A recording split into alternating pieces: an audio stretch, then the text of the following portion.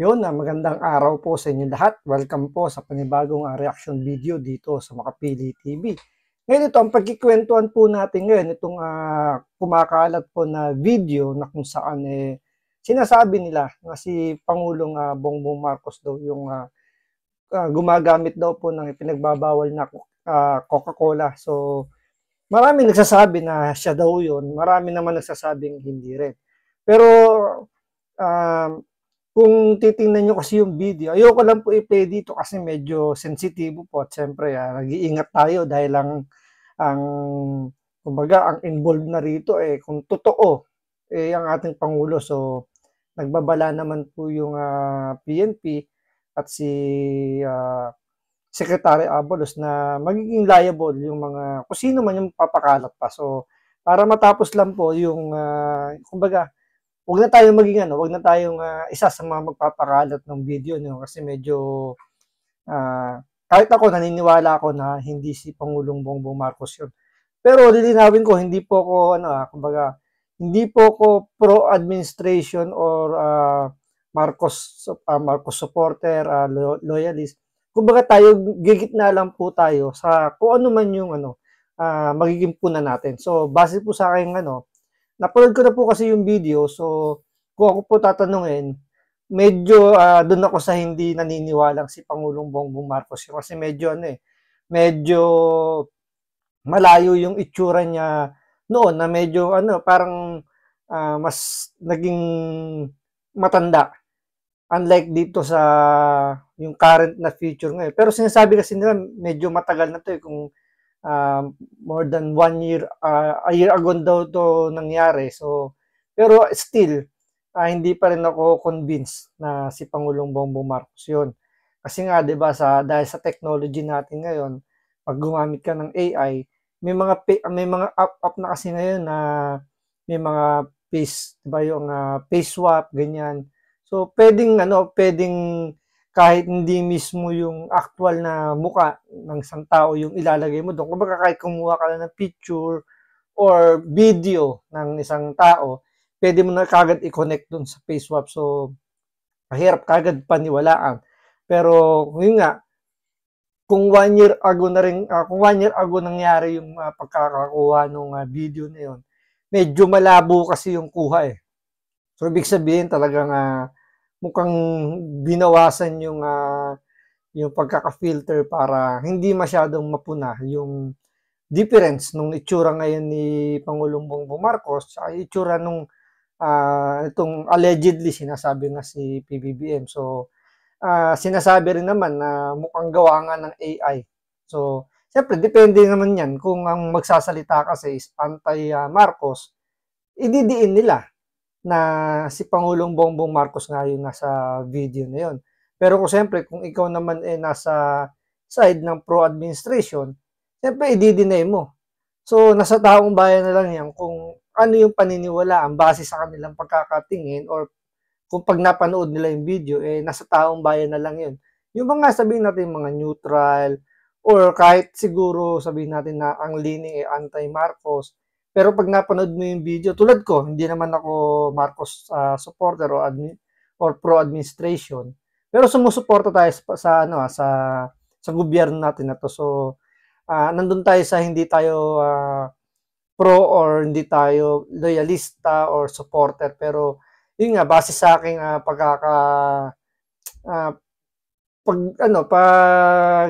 aanalisa dun sa video na yon sa pag natin yung pagsusuriin natin medyo hindi ako kumbinsido na si Pangulong Bongbong Marcos. So ito ipapaliwanag dito kasi ni Secretary Abalos na na parang kung ano rin yung mga napuna niya na para sabihin nila na hindi nga si Pangulong Bongbong Marcos yun. Pero may isa ritong may pagkakaparehas itong si Secretary Abalos tsaka si Pangulong Bongbong Marcos. So kayo na lang ang pumunsin kung ano yung pagkakaparehas ni Secretary Abalos tsaka ni Pangulong Bongbong Marcos. So pansinin nyo na lang kung ano yung ibig kong sabihin doon, kung ano yung mapapansin nyo.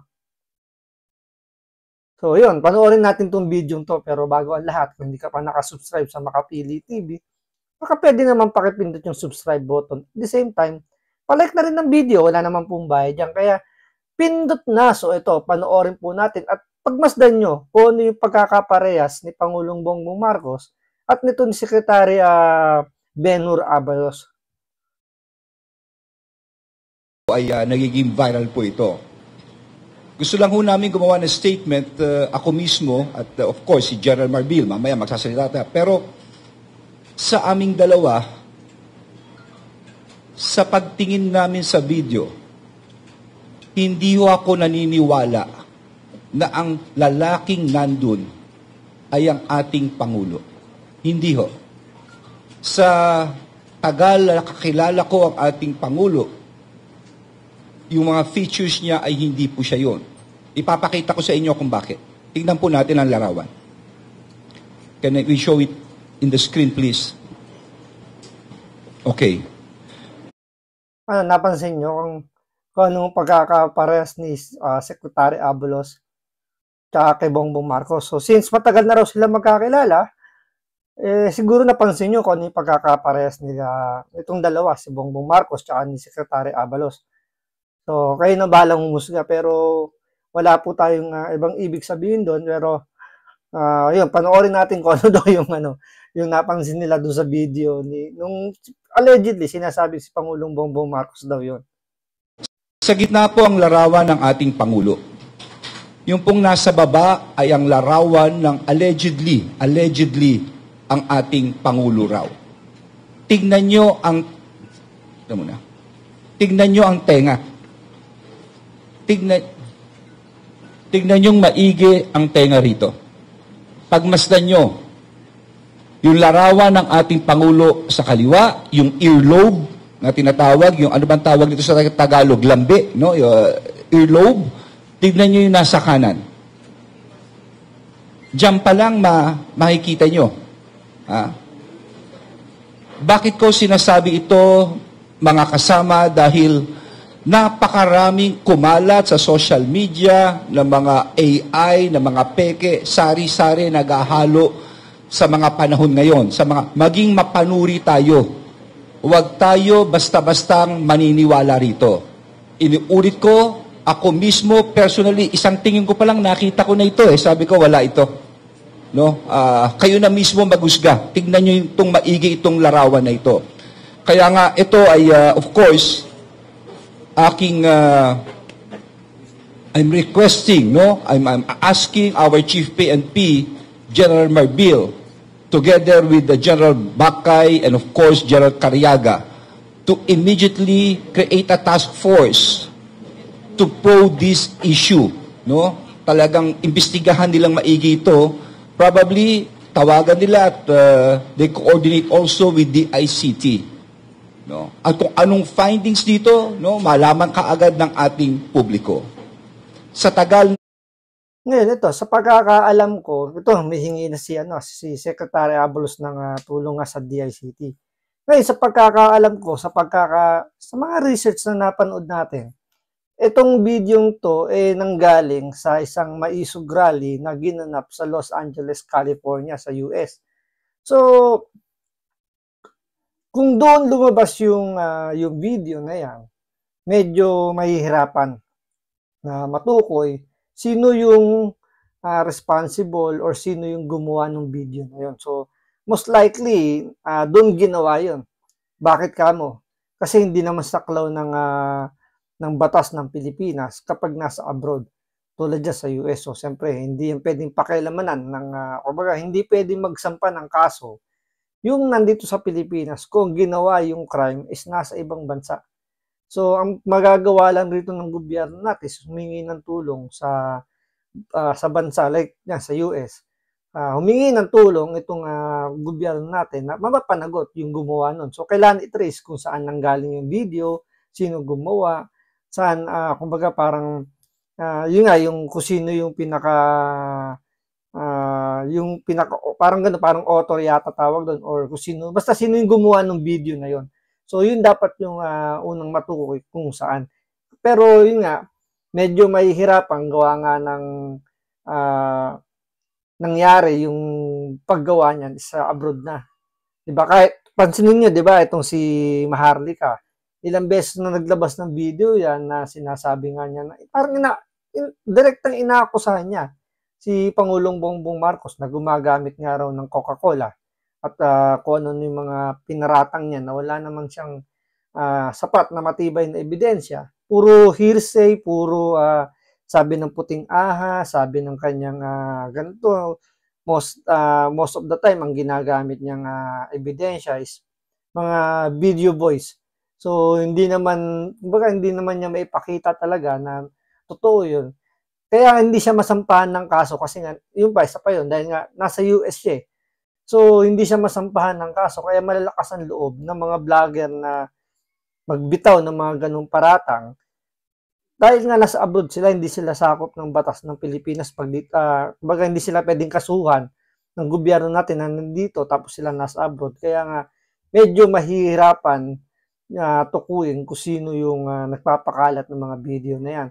So, base na nga doon sa pinakita ni Secretary Abalos, na talagang medyo kumbaga hindi pulido yung pagkakagawa, kaya madidistinguish mo kagad kung kumbaga magkakaroon ka kagad ng duda kung si Pangulong Bongbong Marcos ba talaga yung nasa video na yon.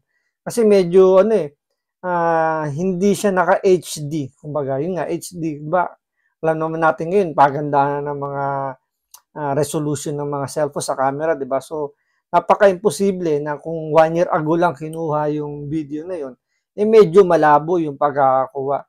So siguro sinadyang labuan yung pagkakakuha para hindi mapansin yung mga glitch dun sa video, kasi kung medyo high definition yung ginamit, so mahalata mo yung na hindi pantay yung kulay ng mukha dun sa ibang parte ng mukha niya. So, madaling madidistinguish kagad na fake or ginamitan ng AI yung paggawa ng video na yun. Kaya medyo tricky yung ginawa nung kung sino man yung gumawa nun para hindi nga naman masyadong mahalata. Pero syempre, aminin man natin, marami pa rin mapapaniwala yon, lalo na yung mga galit sa administrasyon, yung mga ayaw kay Pangulong Bongbong Marcos, talagang paniniwalaan agad yon.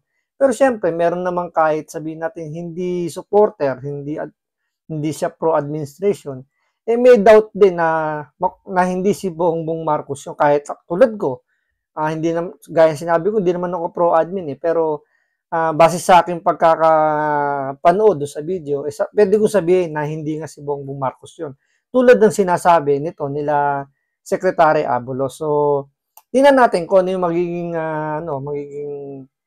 kahihinatnan nung ginawa kung sino man yung gumawa nung kasi ay mahuhuli. So, tsaka kung iisipin mo, talagang itiniming, 'di ba? Isa pa yun sa mga kini-question din ngayon na bakit itiniming dun sa dito ngayon sa zona ni Pangulong Bongbong Marcos. So, andyan din yung kini-question din ng mga sabihin natin mga anti-Marcos na bakit daw, kailan pa ba dapat kumbaga parang kailan ba yung tamang timing para ilabas yung mga ganyang klaseng ebidensya, 'di ba? So, yun yung pinaka nagiging butas ng mga anti-Marcos na itiniming talaga sa SONA yung pagpapalabas ng video para siyempre mas marami yung makakapanood, marami kumbaga magkaroon na ng alinlangan, lalong-lalo na yung mga sabihin natin mga neutral. So, magkaroon sila ng alinlangan na si Pangulong Bongbong Marcos talaga yung gumagawa ng hindi maganda ngayon. So, yan ang aabangan natin kung ano yung magiging pasya ng DICT, ng PNP, or anong agency ng gobyerno natin ngayon, kung ano yung magiging hakbang nila para mapanagot kung talagang sabihin natin gawa-gawa lang. Kasi hindi pa natin pwede sabihin na gawa-gawa lang. Kumbaga hindi natin pwedeng i-claim hanggat hindi yun sinecertified ng isang IT expert. Sabihin niya na yun talagang fake video lang. So, yun ang aabangan natin. So, hanggang sa muli po, maraming salamat sa panood. Ingat po kayo lagi.